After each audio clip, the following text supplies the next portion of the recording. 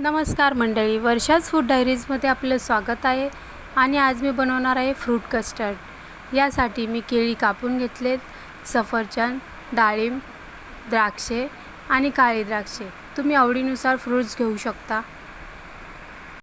यासाठी 2 ते 2.5 चमचे मी कस्टर्ड पावडर घेतला आहे. हा कस्टर्ड पावडर साधारणतः कोणत्याही दुकानावरती मिळतो. 1 वाटी साखर घेतली आहे. तुम्ही आवडीनुसार कमी जास्त गोड करू शकता.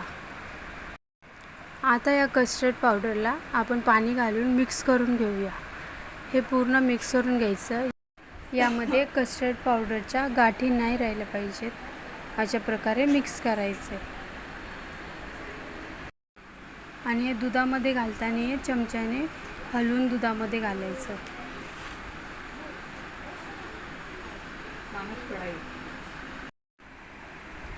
हे पहा, हे पूर्ण मिक्स करून तयार झाले. आता आपण रेसिपीला सुरुवात करूया. मी दूध अगोदरच उकळून घेतले. हे अर्धा लिटर दूध आहे. यामध्ये साखर घालायची आहे. साखर तुम्ही आवडीनुसार कमी जास्त घालू शकता. आता ही साखर पूर्ण दुधामध्ये वितळू द्यायची आहे. 5 मिनिटांनी ही साखर पूर्ण वितळून झाली की यामध्ये हे बनवलेलं कस्टर्ड पावडरची पेस्ट घालायची.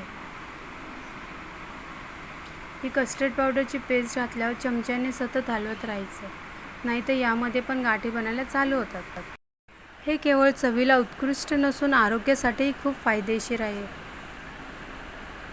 हे अशा प्रकारे घट्ट व्हायला चालू झालं की गॅस बंद करायचा. हे पहा, हे घट्ट झालं आहे. आता हे तयार झाले. याला मी एका बाउलमध्ये काढून फ्रीजमध्ये थंड व्हायला ठेवणार आहे. फ्रीजमध्ये मी अर्ध्या तासानंतर थंड करून घेणार.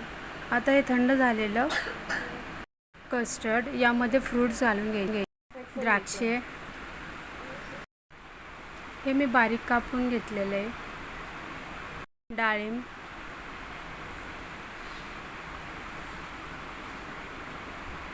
काळी द्राक्षे,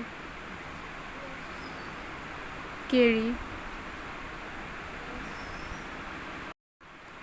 सफरचंद हे पूर्ण मिक्स करून घ्यायचं आहे. तयार आहे उन्हाळ्यातील फ्रेश करणारं थंडगार फ्रूट कस्टर्ड. हे बनवून फ्रीजमध्ये तुम्ही स्टोअर पण करू शकता.